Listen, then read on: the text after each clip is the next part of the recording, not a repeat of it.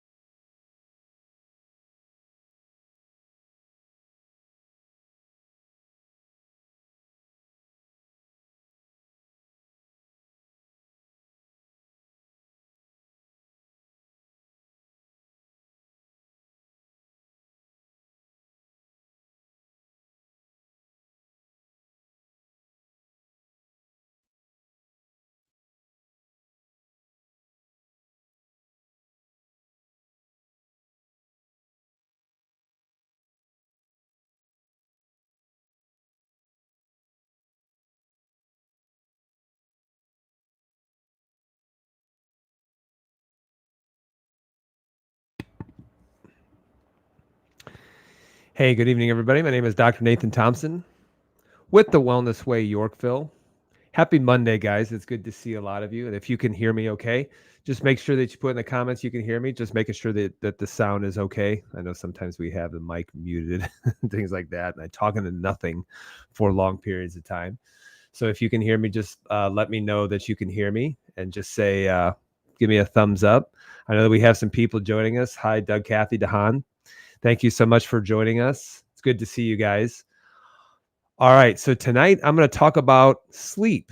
I'm going to talk about beautiful sleep, not terrible sleep, but beautiful sleep and how you can use that towards your path to recovery.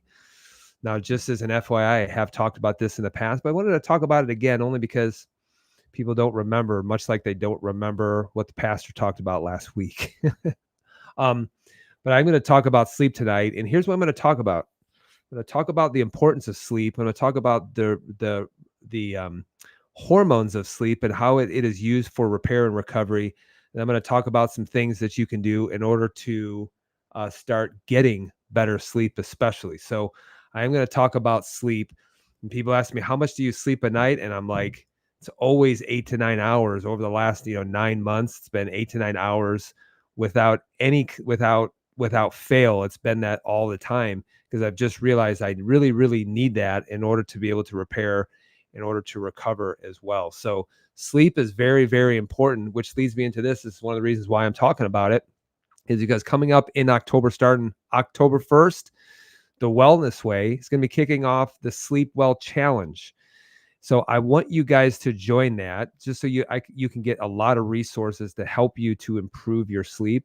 And if you want to join that challenge, all you got to do is, if you're on Facebook, go to the Wellness Way Challenge page. So just go to Facebook, type in the search bar the Wellness Way Challenge page. You'll see that. Join that. There's over 30,000 people already in that group, and you will see that they will give you the direction as far as how to download some of the free resources that they've created for you to be able to enjoy better sleep. So if you are watching on YouTube, Facebook, Rumble, you'll see that I have my Linktree profile up there. And if you see that, click on that. And I put that link on there to join the Sleep Well Challenge in October. And it's free. It's free to join that because this is something that's lifestyle. So we want to improve your lifestyle versus, dumping a bunch of supplements in through there to try to get you to force you to sleep better, things like that. So if you go there, you can join the Sleep Well Challenge in October. And if you click on that link, it'll take you over to Facebook and you can join that for free. Not only that, but I also, on the Wellness Way, I also downloaded all of the free resources that they give you. So they have a wonderful media department that created all these. Here's just a snapshot of some of the resources that they do. And you can also do a sleep inventory and things that you can do to promote better sleep. So it's just a fantastic challenge that they have a plan coming up, starting up on October 1st. So if you go and click on that link tree, you'll know exactly where to go to be able to join it and be able to download those free resources. Now, the other thing too is last week we had our inflammation talk. And if you're from the Chicagoland area, you want to work with the Wellness Way Yorkville directly, by all means, we would be honored. What I want you to do is I want you to go to our Linktree profile and then register for that inflammation event. So this is an in-person event. This is at our office in Yorkville, Tuesday, October 8th at 6:00 p.m.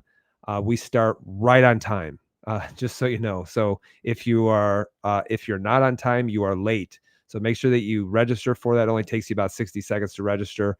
And then we'll reach out to you to make sure that you are coming to that event especially.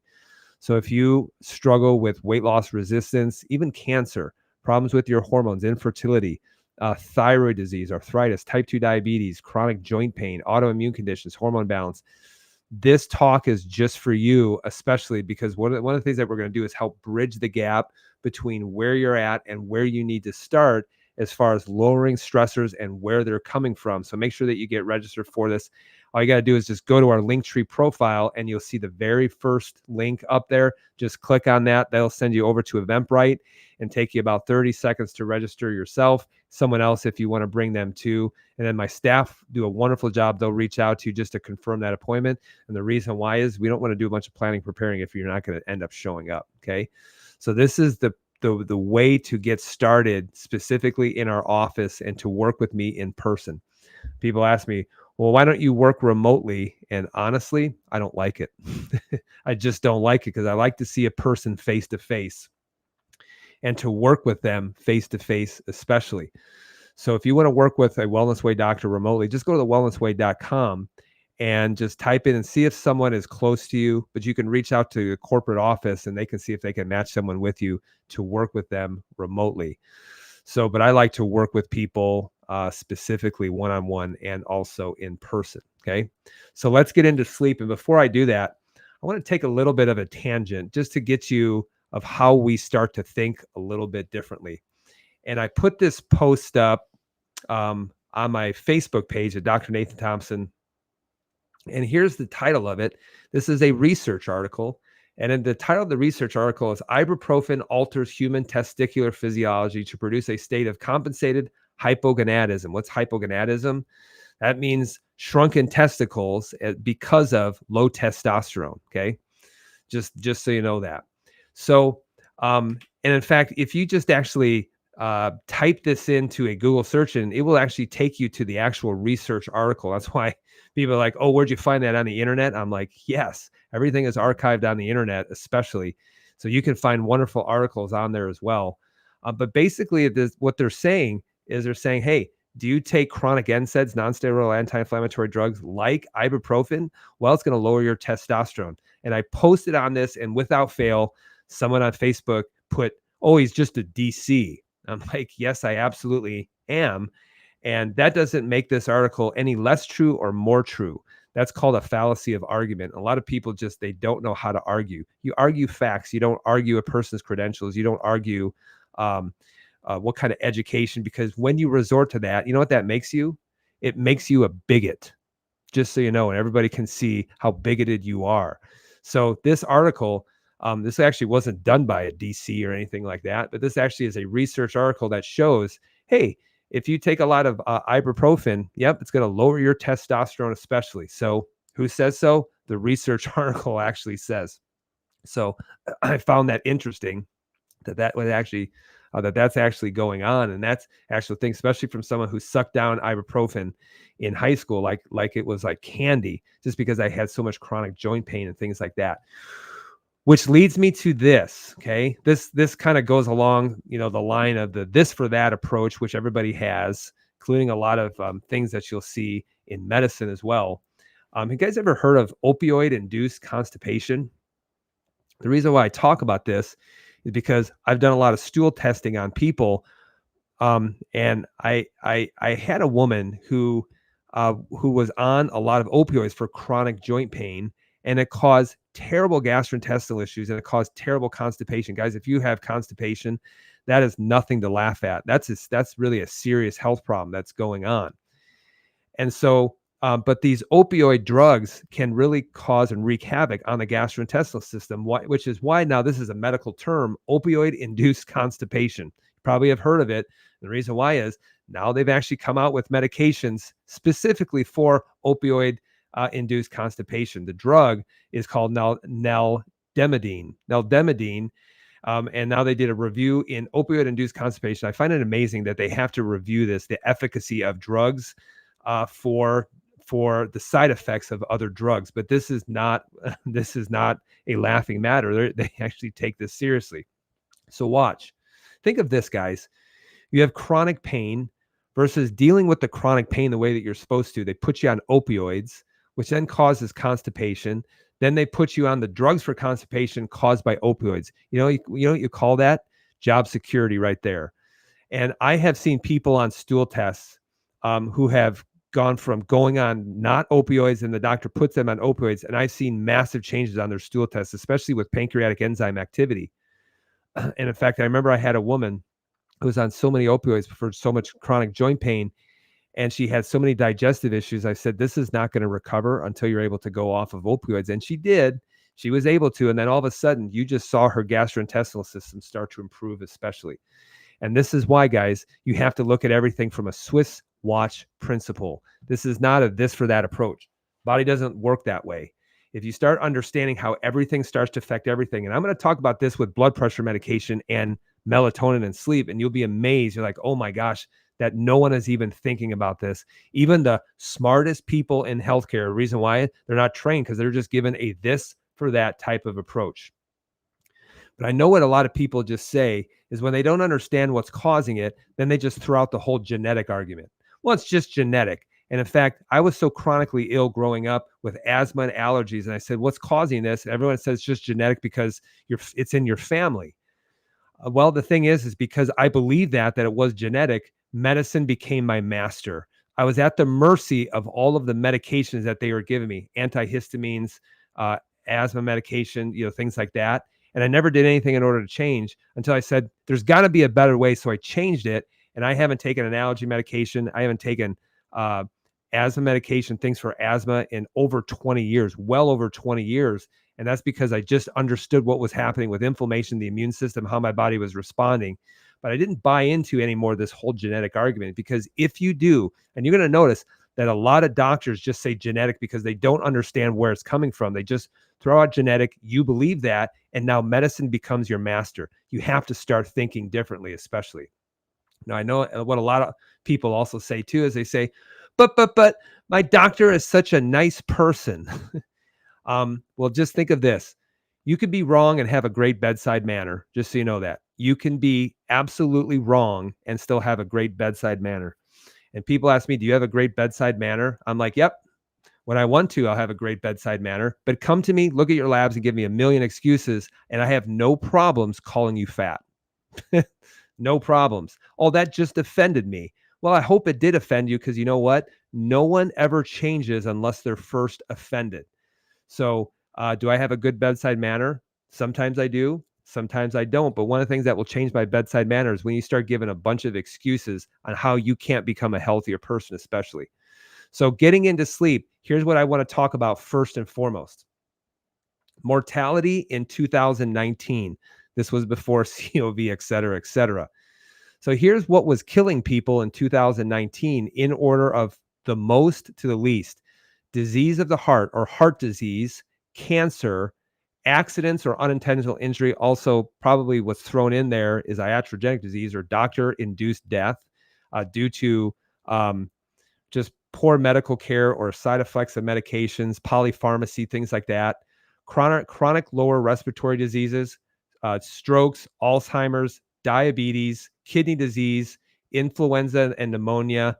Suicide is number 10, chronic liver disease and cirrhosis, septicemia, or just a huge bacterial infection, essential hypertension and hypertensive renal disease, Parkinson's disease, and then finally pneumatitis due to solids and liquids or inflammation of the lungs. Okay. Now here's what's interesting is what do a lot of these have in common, or some of the top killers? What do they all have in common? So look at these and the things that I've highlighted, and you know what they have in common? Mitochondrial damage. Mitochondrial damage. That's what all these things have in common. And you may be wondering, what on earth are your mitochondria? They are the powerhouses of this cell that are using or that it's producing energy within the cell. So these are the engines within the cell. The more mitochondria you have, which actually can be increased through certain types of exercise, the more you're able to produce energy. But if you're noticed that a lot of people are just like, oh, I have no energy, I'm like, that's because you're getting beat up and you're doing things that are destroying your mitochondria within your cell. But all these things have in common is that there has to be some level of mitochondrial damage that's taking place, producing energy within the cell. So let's talk about sleep here just for a second. And let's talk about beautiful sleep, your path to recovery. Yes, I am going to talk about how to get better sleep. But the first thing that we have to understand is, what is the purpose of sleep? Now, a lot of people say, well, science doesn't know what the purpose of sleep is. Well, your body doesn't make mistakes, just so you know that. It doesn't make mistakes. So what is the purpose of sleep? And quite honestly and simply, it's just repair. The purpose of sleep is repair. The reason why you need to sleep at night is to repair and to regenerate your tissues. So that's why if you are doing things to beat yourself up, yep, you probably need more sleep. If you are exercising, yep, you probably need more sleep. If you are doing things to damage the mitochondria within the cells or cause any kind of cell damage, then you need more repair. And yes, you probably do need more sleep. So Dr. Nate, what's the hormone of sleep? The hormone of sleep is melatonin. Now, let me make very clear that melatonin doesn't necessarily help you sleep better, which is why people run to it all the time because they want to sleep better. But the purpose of melatonin is actually to repair your mitochondria within the cell. This is why melatonin is so important. I'm going to show you this in just a second. So if you go to Cleveland Clinic, and you look at melatonin, here's what they say about melatonin. Melatonin is a natural hormone that's mainly produced by your pineal gland in your brain. It plays a role in managing your sleep-wake cycles and your circadian rhythm. Does it do that? Yes, it does. However, melatonin is a natural hormone that's mainly produced by the pineal gland, which is a tiny gland. It's in your brain. The pineal gland is part of your endocrine system or your hormone system. Research shows it helps to synchronize circadian rhythms in different parts of your body. Circadian rhythms are physical, mental, and behavioral changes that follow a 24-hour cycle. The most important and well-known of these circadian rhythms is your sleep-wake cycle. These natural processes respond primarily to light and dark. Your pineal gland secretes the highest level of melatonin during the night and minimal amounts during the day, which is why you should be sleeping at night. And this is why a lot of people do shift work, run into all kinds of problems with repair and recovery. So melatonin is a repair hormone. Goes on to say in the Cleveland Clinic, how does melatonin affect my body? Okay. Melatonin's effect on sleep. Your pineal gland releases the highest levels of melatonin when there's darkness. That's because it's connected to your optic nerves, connected to your brain, it's connected to your retinas, which means if it's seeing a lot of light, you're going to get minimal melatonin secretion. This is why they talk about blue light, guys. They talk about minimizing blue light during certain parts of the day, or if you ever heard of blue light blocking glasses. Well, what on earth is blue light? Blue light is what simulates like blue light or looking up to the sky, because it inhibits melatonin production because of the signal you're getting from your retinas. So because of this, melatonin has been referred to as a sleep hormone. While melatonin isn't essential for sleeping, you sleep better when you have the highest levels of melatonin in your body. Yes, it's true. as your pineal gland receives information about the daily light dark cycle from the retinas in your eyes and then releases melatonin accordingly, people with blindness who can't detect light usually have irregularly synchronized melatonin cycles, leading to circadian rhythm disorders. Okay, that's why when people are blind, they just have a really messed up circadian rhythm, and their sleep cycles start to become altered. Other effects of natural melatonin. Melatonin also interacts with biologically female hormones. This is why this is very important with women have hormone issues. It's why it's important for them to get enough sleep, number one. But then number two, I have put women on melatonin, especially when they have a lot of problems with their ovaries, a lot of problems with their hormones and things like that. Pineal melatonin can also protect against neurodegeneration, which is the progressive loss of function of neurons. Neurodegeneration is present in conditions such as Alzheimer's disease and Parkinson's disease. That's why you don't want to be skimping on sleep. Researchers have found that people who've had their pineal glands surgically removed experience an accelerated aging process. Okay. Because of this, some scientists think natural melatonin may have anti-aging properties. So this is why, guys, if you skimp on sleep, you'll just look older. And everyone talks about you need to put special creams on your face. You need to do all this neck thumper type of things. But really, I tell people, you want it as cheap as possible. Just get better sleep. Most people don't realize that I'm 74 years of age. I'm just joking. I'm not 74. I'm in my late 40s, but I've seen people exactly my age and their faces just look old and decrepit. They have a lot of inflammation going on, probably aren't getting enough sleep, probably aren't recovering the way that they're supposed to. But if you don't sleep, you just start to age faster as well. Now, here's what's interesting. Notice how I said all of the leading causes of death in the United States. But what's interesting, if you look at the Cleveland Clinic, here's what they say. Sleeping disorders that cause a lack of sleep and disrupt the quality of sleep this quality of sleep you get can contribute to the development of the following health conditions. So what they're saying is if you are skimping on sleep, you can't fall asleep, you're having a problem with your sleep habits, you're not going to bed on time, there's a lot of issues that it can cause things like hypertension, insulin resistance, obesity, or the inability to be able to lose weight, metabolic syndrome in which you're gaining weight, becoming insulin resistant, increased risk of breast cancer and prostate cancer, and increased risk of type 2 diabetes. Isn't this interesting? Because I've seen doctors on social media and all they talk about is type 2 diabetes is just a genetic issue. Well, maybe your genes are changing because of your poor lifestyle habits. That's why it comes down to, if you believe that your genes are passed on, and I've talked a lot of this about the health status of men and women when they become pregnant and how you can actually change that. So think of this. Are you born with those genes, and those genes, do they never change their expression? Or maybe the environment is causing the change of expression of those genes as well. But if you don't get enough sleep, it can lead to things like high blood pressure, weight gain, increased risk of cancer, and increased risk of type 2 diabetes.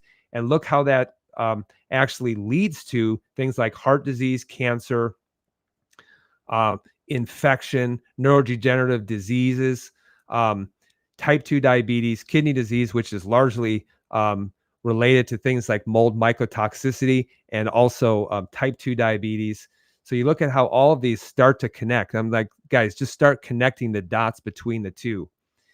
Now, secondary causes of hypomelatonemia or low melatonin are due to environmental factors and also medications. I find that interesting, is that they actually say, side effects of certain medications can actually lower melatonin, which is going to affect your circadian rhythm. And it's also going to affect your recovery and your repair.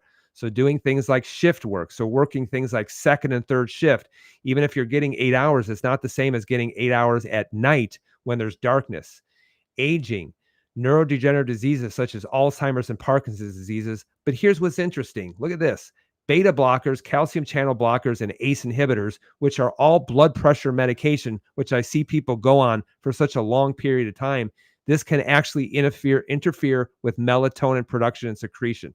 Isn't that interesting? So going on these things that doctors put people on, like candy, and they don't put them on for a year and then work on changing their lifestyle. Do you know how many people have been able to lower their blood pressure medications or completely get off them under my care. And it's not like I'm telling them to go off of them. They have to, because when you start getting to the reasons why they're developing high blood pressure, then what happens is their blood pressure normalizes. Then they go on a blood pressure medication and it drops it even lower, so much to the point that they're getting dizzy and things like that. But long-term use of a lot of blood pressure medications can also interfere with melatonin, which is a repair and recovery hormone. This is why, guys, this is so important. But once you start causing something, this is why people say, oh, is that a side effect? I'm like, no, it's an effect. They know it's going to happen. They don't like the fact that it's one of the effects. So they just call it a side effect, like it's some kind of small thing that's actually going on. So here, let's go to PubMed and let's look at what PubMed talks about. A peer-reviewed journal, melatonin as an antioxidant, okay? Over-promises is under-delivers. So melatonin as an antioxidant. Now listen to this. Melatonin is an uncommonly effective in reducing oxidative stress under a remarkably large number of circumstances. Melatonin's ubiquitous but unequal intracellular distribution, including its high concentrations in mitochondria, likely aid in its capacity to resist oxidative stress and cellular apoptosis, or cellular death. There is credible evidence to support that melatonin should be classified as a mitochondria-targeted antioxidant. Melatonin's capacity to prevent oxidative damage and the associated physiological debilitation is well documented in numerous experimental ischemia hyperperfusion studies, especially in the brain that can lead to stroke, and also in the heart, leading to heart attack caused by heart disease. Melatonin has been effectively used to combat oxidative stress, inflammation, and cellular death, and to restore tissue function in a number of human trials. Isn't that interesting? Okay. So much we skimp on sleep. We're skimping on the release and production of melatonin, either with sleep or just because we're taking medications that are lowering it, or a lifestyle is lowering down this antioxidant, especially for our mitochondria or for the engines within the cell. So here it comes from. This comes from PubMed as well, published 2021, April 25th. So about 3 years ago. Melatonin and cancer treatment, current knowledge and future opportunities. Here's what they say. Epidemiological and experimental studies have documented that melatonin could inhibit different types of cancers in vitro and in vivo. Results showed that involvement of melatonin in different anti-cancer mechanisms, including apoptosis induction, or the induction of cell death, cell proliferation inhibition, or the inhibition of cancer growth, reduction in tumor growth and metastasis, reduction in the side effects associated with chemotherapy and radiotherapy, decreasing drug resistance in cancer therapy, and augmentation of the therapeutic effects of conventional anti-cancer therapies. Clinical trials revealed that melatonin is an effective adjuvant drug to all conventional therapies. Isn't that interesting? You know, I find it so interesting is that when someone has cancer and they're undergoing treatment for it, doctors will literally tell them, don't take any kind of antioxidant because it will feed the cancer cell. Honest to God, this is actually true. Plus, they do nothing in regards to a person's diet, nutrition. They can say, well, you can eat whatever you want. And I'm like, that's the problem. You probably ate whatever you want, which led to the induction of cancer as well. Now, let me stop and say this. And now everyone is trying to order melatonin. Everyone's trying to go and order it. And tomorrow people will probably go to Fruitful Yield and they'll be like, I need melatonin. Okay. I need melatonin. Before you do that, I don't want you to do the Dr. Oz effect. You know what the Dr. Oz effect is? Dr. Oz talks about magnesium or fish oils or something like that. And the next day, everyone is running out buying magnesium and fish oils. Well, what I want you to do is fix the reason why you can have low melatonin in the first place versus running off taking some kind of supplement all the time. So, guys, I know I talked about circadian rhythm, but I want you guys to understand what a circadian rhythm actually is, okay? So circadian rhythm. This is how your body releases cortisol throughout the whole entire day. So if you look at circadian rhythm, you can measure your whole rhythm if you're doing a Dutch test. But think of this. Your cortisol levels should start rising in the morning. And cortisol has been demonized, you know, on social media because it's a stress hormone. But just remember this, if your cortisol didn't rise in the morning, you'd have a very hard time waking up. Then when you look at cortisol, it should rise throughout the morning and it should start to taper off through the early to mid afternoon, and it should be at its lowest at night.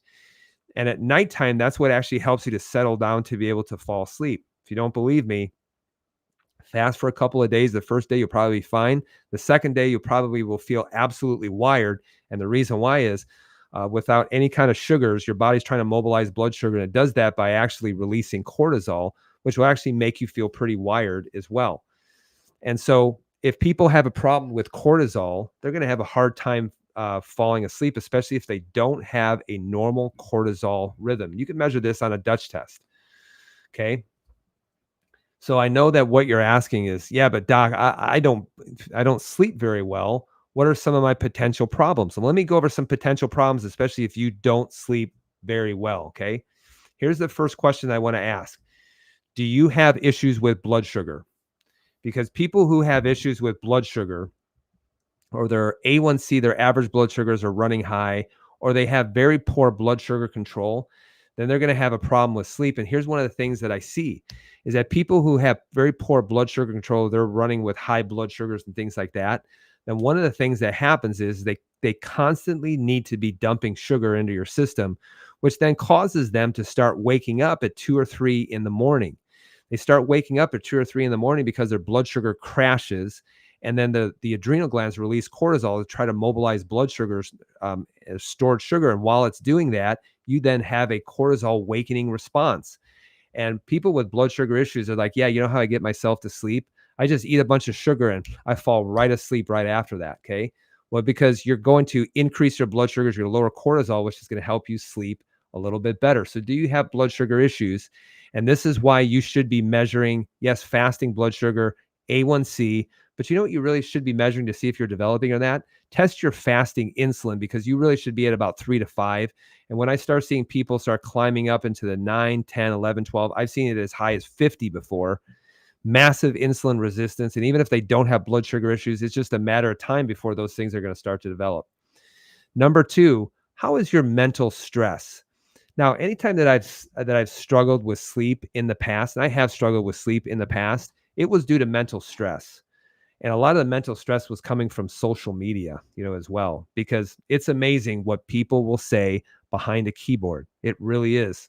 But mental stress can absolutely affect you big time, because if you're running high in mental stress, it's nearly impossible to be able to calm yourself down to be able to fall asleep. Now, let me ask you a question. Think of mental stress as this. It's a bear running after you. It's a bear chasing you. If you had a bear right next to you, a hungry bear, would you ever be able to fall asleep?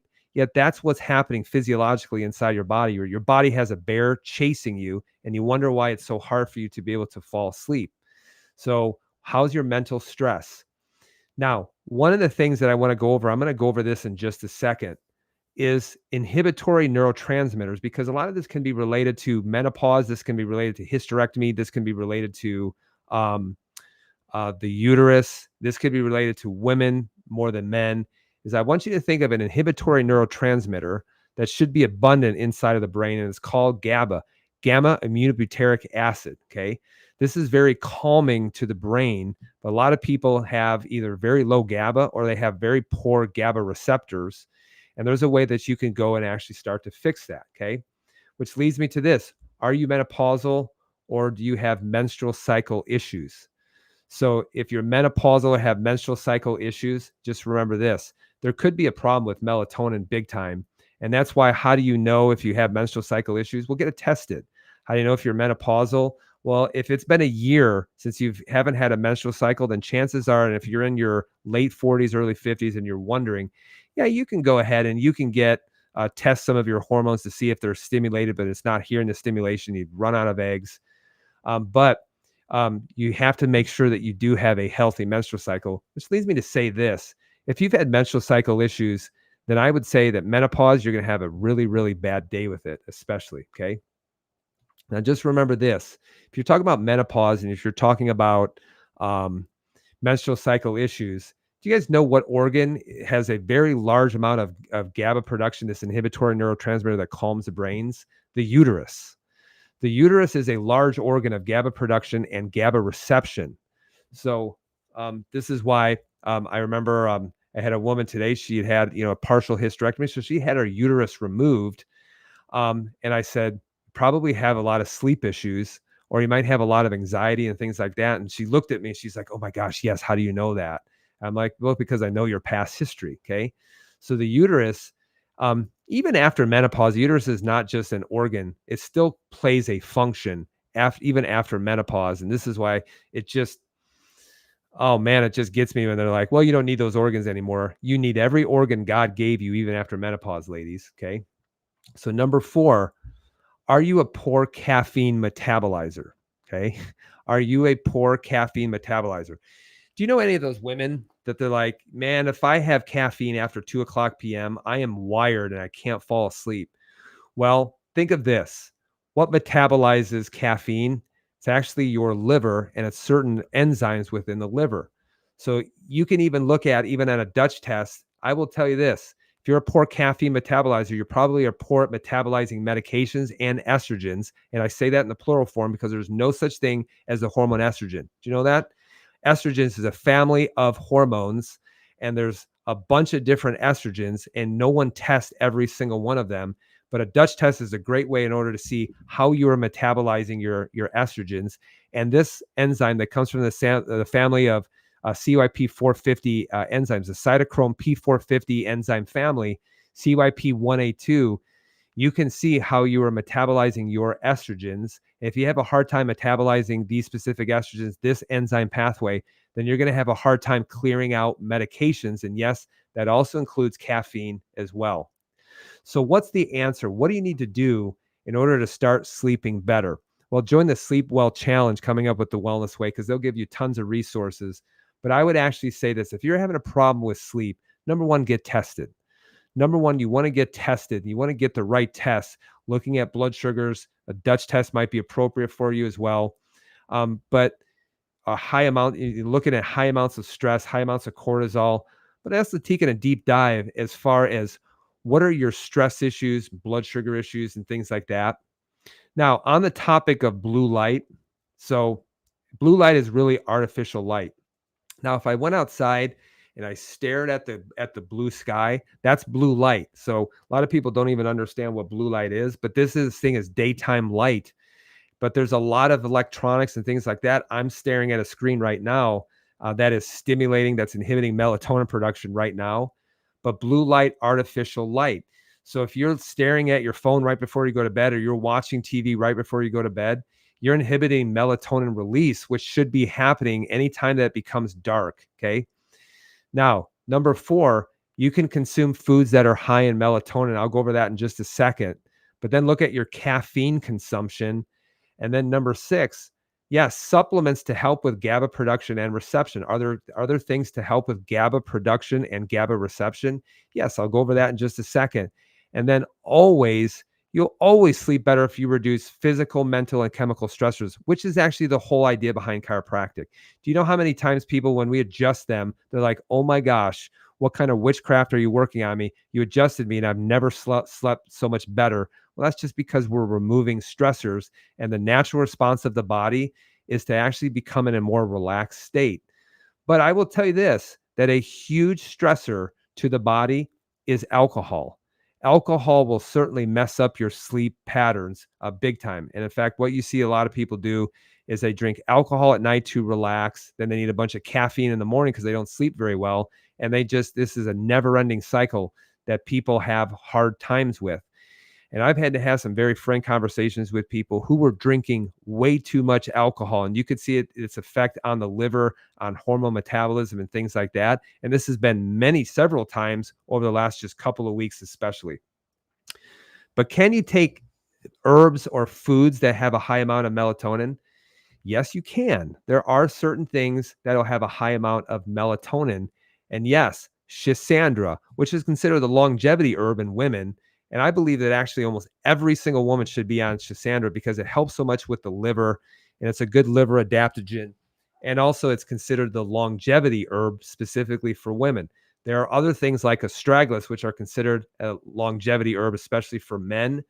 but also herbs that are high in melatonin, schisandra, turmeric, and also St. John's wort. Okay. And I know what you're thinking. Oh, you shouldn't take St. John's wort if you're on an antidepressant. And no, we don't recommend it for people at all if you're on an antidepressant. The reason why is because it just speeds up metabolism. And by metabolism, I mean it speeds up metabolism of drugs inside of the body. This is why if you're on a statin drug, they're like, don't consume grapefruit because it just speeds up the metabolism of those medications. So these things are going to be very high in melatonin, but there's also foods that are going to be very high in melatonin as well. You know what food has the highest amount of melatonin? Tart cherry juice concentrate. Doesn't taste very good at all. But look at the amount of melatonin per 100 grams, and it's one of the most highest concentration of melatonin foods that are out there and available. But then you got tart cherries, walnuts, mustard seeds, rice, ginger root, peanuts, asparagus, tomatoes, and fresh mint all will actually contain melatonin, which is really an antioxidant that's needed for repair, needed for recovery, but it never ever replaces your sleep. So how do you improve GABA production? Dr. Nate, I have a heck of a time getting restful sleep, and I'm up at 2, 3 o'clock in the morning, and then I'm wide awake. It takes me 2, 3 hours to go to bed. And this is why you got to look at other factors, blood sugar, you got to look at other factors. Sometimes men wake up a lot at night because they have a swollen prostate and they have to urinate quite a bit. So things that help with GABA production, which is an inhibitory neurotransmitter, are things like zinc, L-theanine, huge, chamomile, passion flower, magnesium, and valerian root. These things are great in helping with GABA production. And in fact, I've even recommended a lot of people take L-theanine, have a couple of teaspoons of chamomile, not sleepy time tea, because to get the equivalent of 2 teaspoons, you're going to have to drink many cups of it, and then you're just going to be urinating all night. But L-theanine and chamomile usually are the 2 biggest things in order to help get restful sleep and not to be waking up all the time.